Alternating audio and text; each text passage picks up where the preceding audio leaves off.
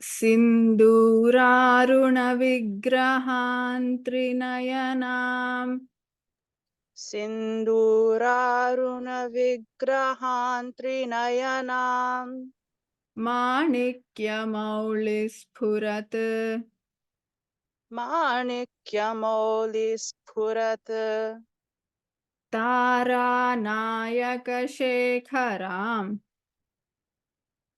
तारानायकशेखराम् स्मितमुखीमापीनवक्षोरुहाम् स्मितमुखीमापि नवक्षोरुहाम् स्मितमुखीमापि नवक्षोरुहाम् स्मितमुखीमापीनवक्षोरुहाम् स्मितमुखीमापि नवक्षोरुहाम् पाणिभ्यामलिपूर्णरत्नचषकम् पाणिभ्या मो Can you repeat that? Yeah. पाणिभ्याम् पाणिभ्याम् पाणिभ्यामलिपूर्णरत्न पाणिभ्यामलिपूर्णरत्न पाणिभ्यामलिपूर्णरत्नचषकम् पाणिभ्यामलिपूर्णरत्नचषकम् रक्तोत्पलम् रक्तोत्फलम् बिभ्रतीम् बिभ्रतीम् सौम्याम् सौम्याम् रत्नघटस्थरक्तचरणाम् रत्नघटस्थरक्तचरणाम् रत्नघटस्थ रत्नघटस्थ रक्तचरणाम् रक्तचरणाम् ध्यायेत् ध्यायेत् परामम्बिकाम्. परामम्बिकाम्. We'll repeat the last sentence again. सौम्याम् सौम्याम् रत्नघटस्थरक्तचरणाम् रत्नघटस्थरक्तचरणाम् ध्यायेत् परामम्बिकाम्.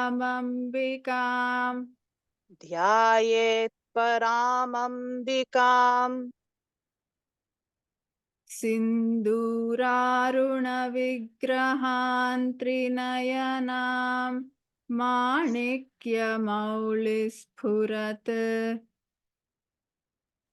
सिन्दूरारुणविग्रहान् त्रिनयनाम् माणिक्यमौलिस्फुरत् तारानायकशेखराम् स्मितमुखीमापीनवक्षोरुहाम् तारनायकशेखराम् स्मितमुखीमापीनवक्षोरुहाम् पाणिभ्यामलिपूर्णरत्नचषकम् पाणिभ्यामलिपूर्णरत्नचषकम् रक्तोत्फलं बिभ्रतीम् रक्तोत्फलं बिभ्रतीम् सौम्यां रत्नघटस्थरक्तचरणाम् सौम्यां रत्नघटस्थरक्तचरणाम् सौम्यां रत्नघटस्थ सौम्यां रत्नघटस्थ रक्तचरणाम् रक्तचरणाम् ध्यायेत् परामम्बिकाम् ध्यायेत् परामम्बिकाम् Okay, thank you, Janvi. And would anybody like to repeat or chant this verse?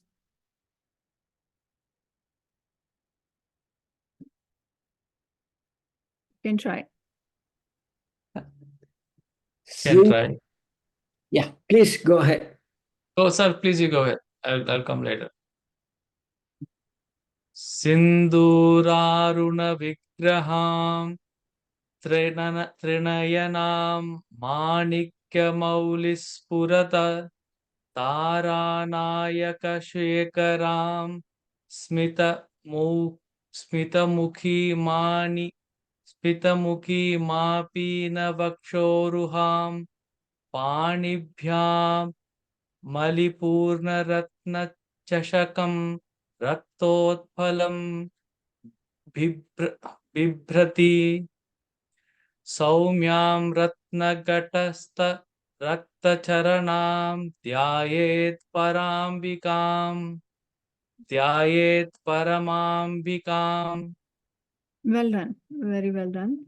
And we'll practice this every day. This is the Dhyana Shloka. So as and when we practice, it will become easier for us. So we'll go to the first verse. Janvi can repeat after me. Om Shri Mata Shri Maharagni ॐ श्रीमाता श्रीमहाराज्ञी Om Shri Mata Shri Maharagni ॐ श्रीमाता श्रीमहाराज्ञी Shrimat Simhasaneshwari श्रीमत्सिंहासनेश्वरी Chidagnikunda Sambhuta चिदग्निकुण्डसम्भूता Devakarya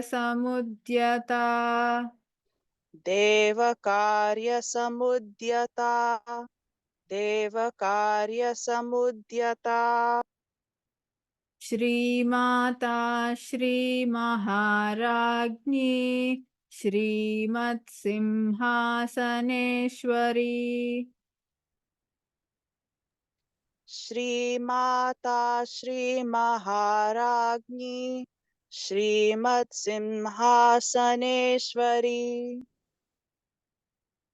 Repeat once more. श्रीमाता श्रीमहाराज्ञी श्रीमत्सिंहासनेश्वरी Chidagnikunda Sambhuta Devakarya Samudyata चिदग्निकुण्डसम्भूता देवकार्यसमुद्यता चिदग्निकुण्डसम्भूता देवकार्यसमुद्यता Shrimata Shri Maharagni Shrimat Simhasaneshwari Chidagnikunda Sambhuta Devakarya Samudyata ॐ श्रीमाता श्रीमहाराज्ञी श्रीमत्सिंहासनेश्वरी चिदग्निकुण्डसम्भूता देवकार्यसमुद्यता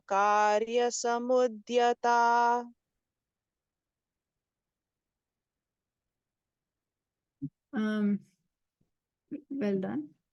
Would anybody like to try?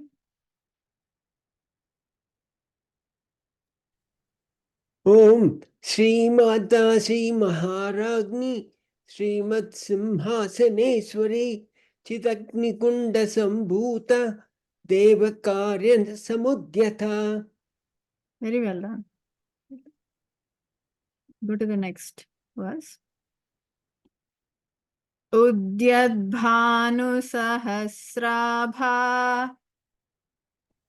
उद्यद्भानुसहस्राभा उद्यद्भानुसहस्राभा chaturbahu samanvita चतुर्बाहुसमन्विता चतुर्बाहुसमन्विता ragaswarupa pashadhya रागस्वरूपपाशाढ्या रागस्वरूपपाशाढ्या क्रोधाकाराङ्कुशोज्ज्वला क्रोधाकाराङ्कुशोज्ज्वला क्रोधाकाराङ्कुशोज्ज्वला उद्यद्भानुसहस्राभा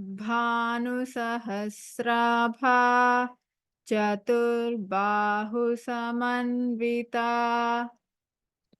उद्यद्भानुसहस्राभा चतुर्बाहुसमन्विता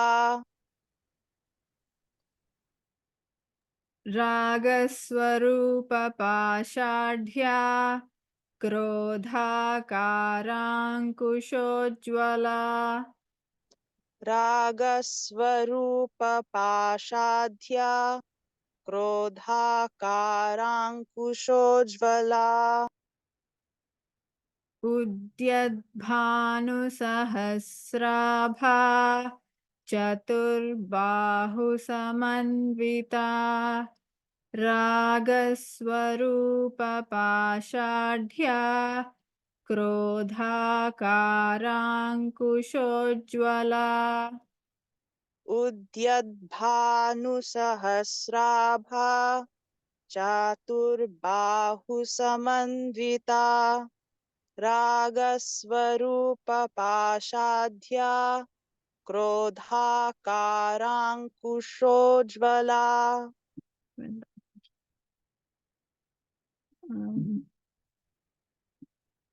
Next, who would like to try?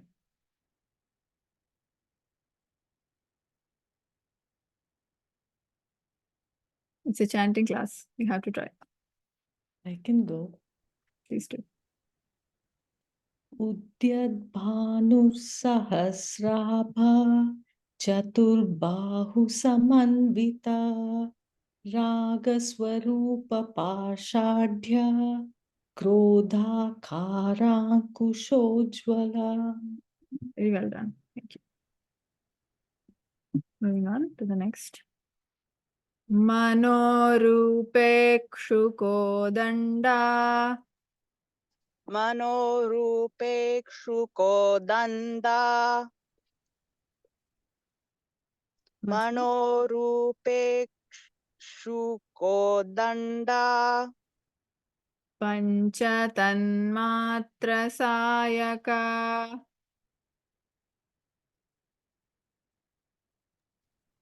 पञ्चतन्मात्रसायका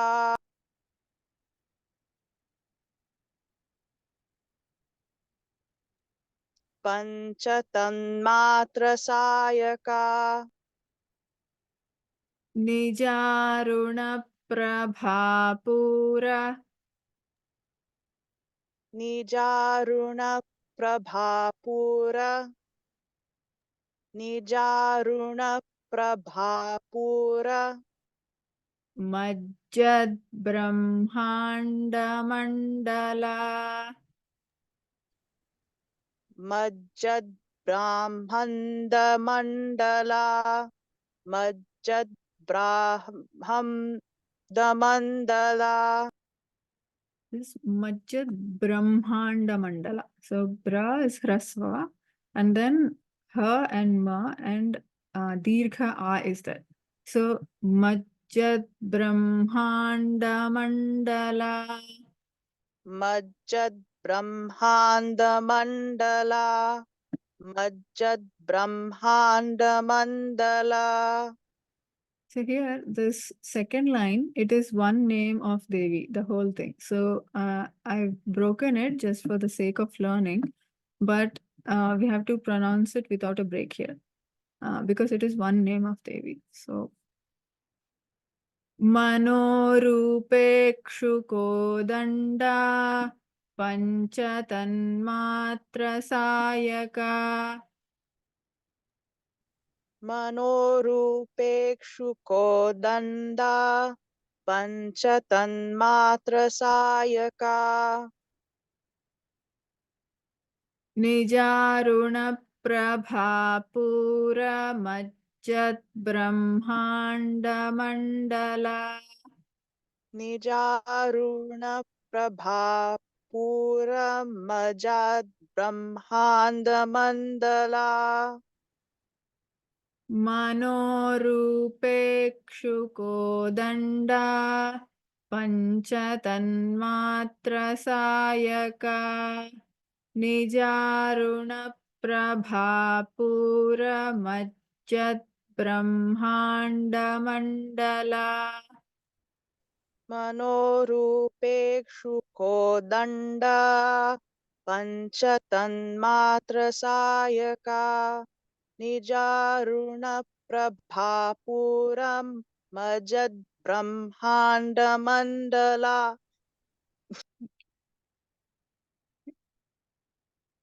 Who's going to chant?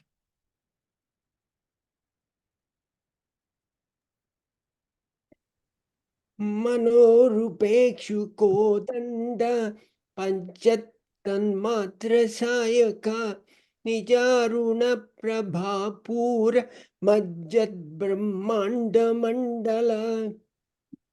Very well done. Next verse.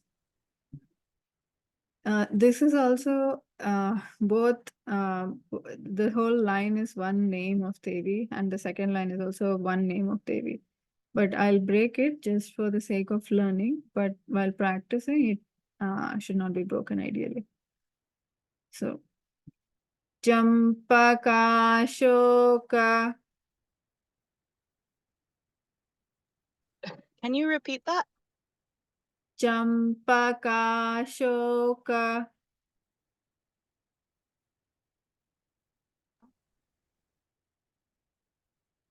Champakashoka. Punnaga. Punnaga. Champakashoka Punnaga. Champakashoka Punnaga. Once again. Champakashoka Punnaga. Saugandhikala. Gaugandhikala. Gaugandhikala. Saugandhikala. Saugandhikala. Saugandhikala. Satkacha. Satkacha. Satkacha. Champakashoka Punnaga. Champakashoka Punnaga. Sau- Champakashoka Punnaga. Saugandhikala Satkacha. Saugandhikala Satkacha. Saugandhikala Satkacha. Kuruvinda. Guruvinda. Guruvinda. Manishreni. Manishreni. Manishreni. Kanat Kotira. Kanat Kotira. Kanat Kotira. Mandala. Mandala. One second. Is it Mandita or Mandala? Yeah. I think there is a mistake here. I'll check and then I'll Okay, give me 1 second. sure.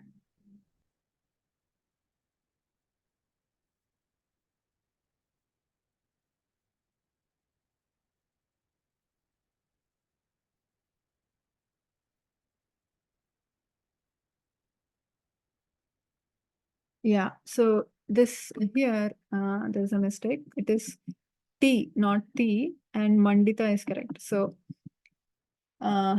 here, I'll just note it. Okay, I'll correct it. There's a spelling mistake here. It is T, not Murdhanya Takara, not Dantya Takara here. So, Kuru Vindamani Shreni Kuru Vindamani Shreni. Kuru Vindamani Shreni. Kanat Koti Ramandita Kanat Kotira Mandita. Kanat Kotira Mandita. Champakashoka Punnaga Saugandhikalasatkacha Champakashoka Punnaga Saugandhika Kalasat. Champakashoka Punnaga Saugandhikalasatchaka. Kuru Vindamani Kanat Koti Ramandita. Would anybody like to try? चम्पकाशोकपुन्नागसौगन्धिकलसत्कचा उरुविन्दामणिश्रेणी कनत्कोटिरमण्डिता. Well done. Next. Ashtami Chandra Ashtami Chandra. Ashtami Chandra. Vibhraja Vibhraja. Dalikasthala Dalikasthala. Dalikasthala. Shobhita Shobhita. Shobhita. Ashtami Chandra Vibhraja Ashtami Chandra Vibhraja. Dalikasthala Shobhita Dalikasthala Shobhita. Dalikasthala Shobhita. Mukha Chandra Mukha Chandra. Mukha Chandra. Kalankabha Kalankabha. Kalankabha. Mriganabhi Mriganabhi. Mriganabhi. Visheshaka Visheshaka. Visheshaka. Mukha Chandra Kalankabha Mukha Chandra Kalankabha. Mukha Chandra Kalankabha. Mriganabhi Visheshaka Mriganabhi Visheshaka. Mriganabhi Visheshaka. Ashtami Chandra Vibhraja Dalikasthala Shobhita Ash. Yeah, Oh, did you want to do the whole thing and then I repeat, or yeah, I'll do the whole thing. okay, sorry, yeah. अष्टमी चन्द्रविभ्राजदलिकस्थलशोभिता मुखचन्द्रकलङ्काभमृगनाभिविशेषका अष्टमे चन्द्रविभ्राजदलिकस्थलशोभिता मुखाचन्द्रकलङ्काभं मृगणाभिविशेषका. In the last line, it is Mukhachandrakalankabhamriganabhivisheshaka. मुखचन्द्रकलङ्काभं मृगणाभिविशेषका. Yes, I got it. Thank you. Would you like to repeat?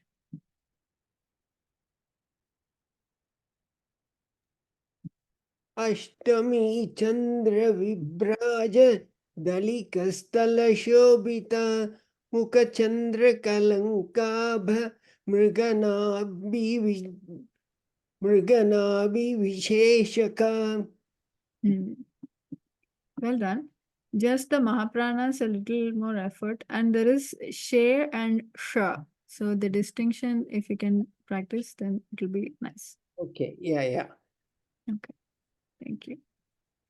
So we've done 5 verses, and I'll chant from the beginning, including the Dhyana Shloka. You can stay on mute and then repeat along with me. So Sindurarunavigrahan Trinayanam Manikya-maulispurat Taranayakashekharam Smitamukhimapinavakshoruham Panibhyamalipurnaratnachashakam Raktotpalam bibhratim Saumyam ratnaghatastha dhyayet paramambikam. Om Shri Mata Shri Maharajni Shri Mat Simhasaneshwari Chidagni Kunda Sambhuta Devakarya Samudyata Udyadbhanu Sahasrabha Chaturbahu Samanvita Ragaswarupa Pashadhya Krodhakarangkushojvala Manorupekshukodanda Panchatanmatra Nijaruna Prabhapura Majjat Brahmanda Mandala Champaka Shoka Punnaga Saugandhikala Satkacha Kuru Vindamani Kanat Kotira Mandita Ashtami Chandra Vibhraja Dalikasthala Shobhita Mukha Chandra Kalankabha Mriganabhivisheshaka. I think we can do once more so we get the tune and everything right. So you can chant along. I'll try to chant slowly.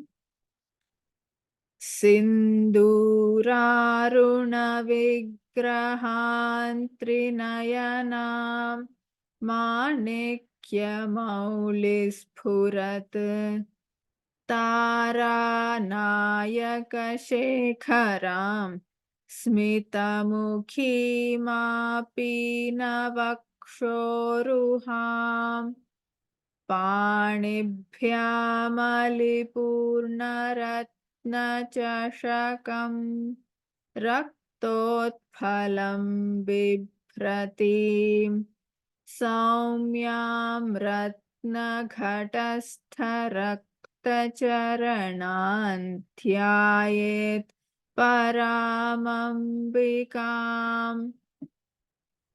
ॐ श्रीमाता श्रीमहाराज्ञी श्रीमत्सिंहासनेश्वरी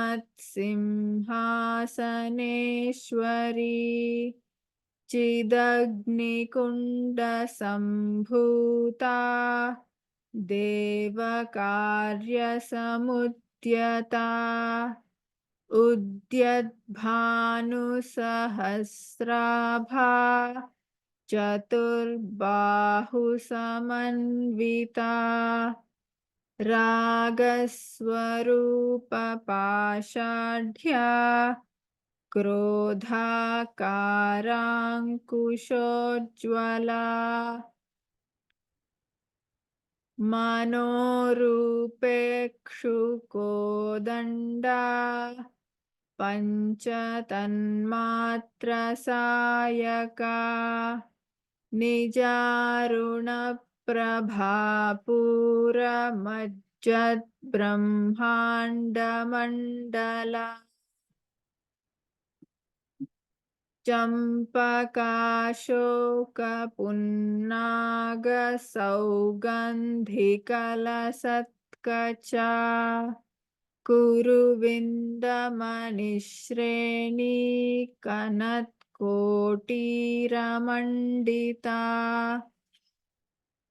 अष्टमी चन्द्रविभ्राजदलिकस्थलशोभिता मुखचन्द्रकलङ्काभमृगनाभिविशेषका। At this point, I would like to ask if there are any questions. I have one question. Yes. In Dhyana Slokam, you had a kind of a tune. Yeah. Is it marked in the written format, or it's just by learning? So these have a melody for sure, but it doesn't have any swaras. So it fits in the chandas, but it doesn't have any. You can the shlokas, as we discussed, the Vedic mantras have swaras and it is marked as like Udatta and Anudatta and so on. This doesn't have any, but it has a chandas of Anushtup chandas, so it fits into the meter. That's all. Thank you. I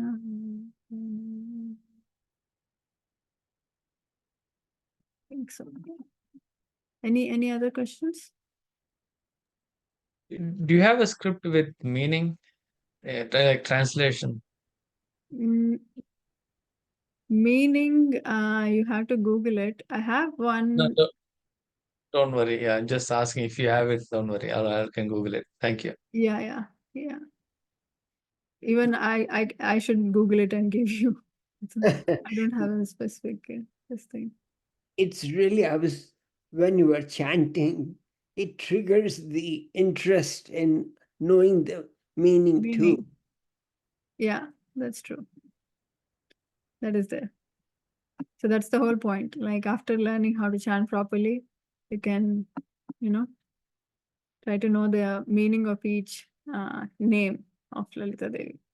And then you can know the, Ishvara in so many different forms. because after you explained about the elongation or the cutting short of the chanting, Yeah. so we need to maintain a certain speed also and pronunciation as well. So I was just wondering, is there a special speed for this, or So yeah, so the hrasva dirghas, these have to be as I've discussed in the first class. I'm not sure if you're there. yes, I was, yeah. Yeah, so in that matras are one of the rules is matra, right? So hrasva. So there is a shloka ekamatra bhavet hrasvaha dvimatro dirgha uchyate trimatrastu plutogneyaha ardhamatrakam tu vyanjanam. So when there is a hrasva, it's pronounced for one matra. And what is a matra? It is a unit of time that is taken to pronounce one syllable. So, and that is also not left for ambiguity. So, here, Panini says, ukalaha achrasva dirgha plutaha. That means when a hen rooster is making a sound early in the morning, so the the first ku is hrasva, okay, and then kuku is dirgha, and then the rest of it, like kukuku, it is pluta. So it is of 3 matras. So so that is the time that we take to pronounce each varna. So if I'm saying va, it is ku, like that. Da, na, sma, ra, ma, like that. Ma, it is dvimatra, like that. So Ashtami Chandra Vibhraja Dalika Sthala Shobhita, and A and O, they are always 2 matras. In certain languages, it is A, O, it is there in local languages, but in Sanskrit, it is not there. Both A, O, I, Au, all 4 are 2 matras. So once again, if possible, you can go through that recording. I've shared it in the, and I've seen a question question in the, the recordings are there in the WhatsApp group. I have shared in the description, or like, what is that called? Group, in the group it is there. The link is there for the recordings, so you can look at that. Okay, hope that answers your question. Okay. Thank you. I will look at the group recording again. Okay. Thank you.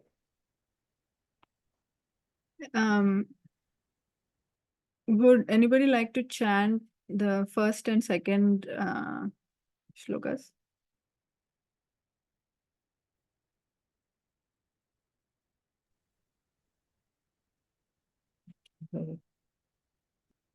Om Shri Mata Shri Maharajni Shrimad Simhasaneshwari Chidagnikunda Sambhuta Devakarya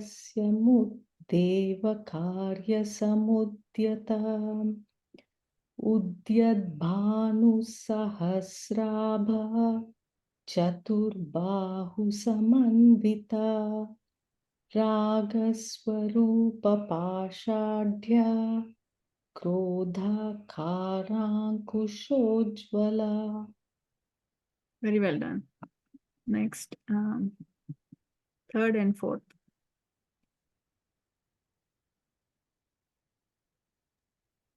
मनोरूपेक्षुको दण्डा पञ्चतन्मात्रसायका निजारुणप्रभापूरा मज्जद् ब्रह्माण्डमण्डला चम्पकाशोकपुन्नाग सौगन्धिकलसात्कजा पुरुविन्दामणिश्रेणी कनकत्कोटिरमण्डिता.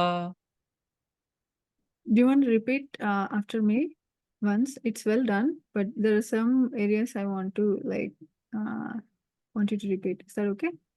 Yeah, sure. Champakashokapunnaga चम्पकाशोकपुन्नाग Saugandhikalasatkacha. सौगन्धिकलसत्कजा. Here the dha is Mahaprana. So Saugandhikalasatkacha. सौगन्धिकलसत्कजा. Yeah, good effort. Yeah, it will come eventually. Kuru Vindamanishrini पुरुविन्दमणिश्रेणी Kanat Kotiramandita. कनत्कोटिरमण्डिता. You got it. Okay, We'll thank you. chant it every day. So yeah, it'll not every day, every Friday. So I'll send you a recording after this class as well. Can practice. And the 5th verse.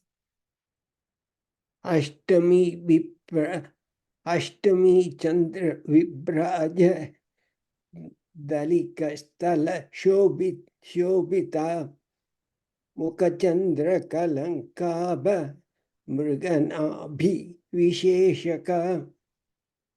Very nice. Awesome. Thank you. So we'll we'll conclude the class today here, unless and then I'll take any questions if you have. Thank you. Om Purnamadah Purnamidam Purnat Purnamudachyate Purnasya Purnamadaya Purnamevavasishyate. Om Shanti Shanti Shanti. Harihi Om Shri Gurubhyo Namaha. Harihi Om. Thank you, Janvi, for chanting. Thank you. And